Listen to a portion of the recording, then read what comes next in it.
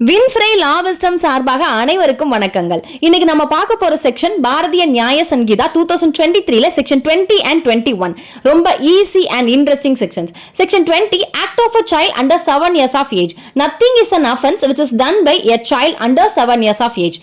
7 வயதிற்கு உட்பட்ட ஒரு குழந்தை ஒரு செயல் செய்து அந்த செயல் எப்படிப்பட்ட செயலா இருந்தாலும் nothing is an offense. அது குற்றம் கிடையாதுன்னு சொல்றாங்க. Child under 7 years of age is called doli incapax. Doli incapax means என்னன்னா the child is incompetent to commit a crime.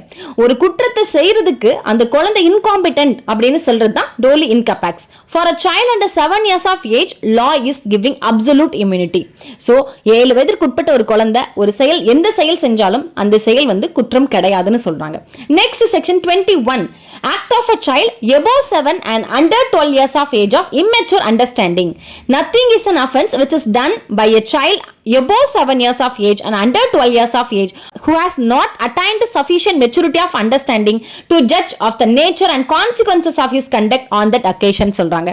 So 21 பொறுத்த வரைக்கும் என்ன அப்படின்னா 7 வயதிற்கு மேற்பட்டு 12 வயதுக்கு உட்பட்டு இருக்கக்கூடிய ஒரு குழந்தை ஒரு செயல் செய்யுது. அந்த செயலை செய்யக்கூடிய அந்த டைம்ல அந்த குழந்தைக்கு என்ன செய்கிறோம் அப்படிங்கிற அந்த செயலுடைய நேச்சர் தன்மையும் தெரியல, அதனுடைய கான்சிக்வன்சஸ் விளைவு என்ன அப்படிங்கிறதும் தெரியல. ஏன்னா அதை தெரிஞ்சுக்க முடியாத அளவுக்கு சஃபிஷியன்ட் மெச்சூரிட்டி ஆஃப் அண்டர்ஸ்டாண்டிங் அந்த குழந்தைக்கு இல்ல. சோ அப்படி இருக்கிறப்போ அந்த குழந்தை செய்யற செயலும் நத்திங் இஸ் அன் அஃபென்ஸ் சொல்றாங்க. பட் இந்த செக்ஷன்ல the child has only qualified or conditional immunity.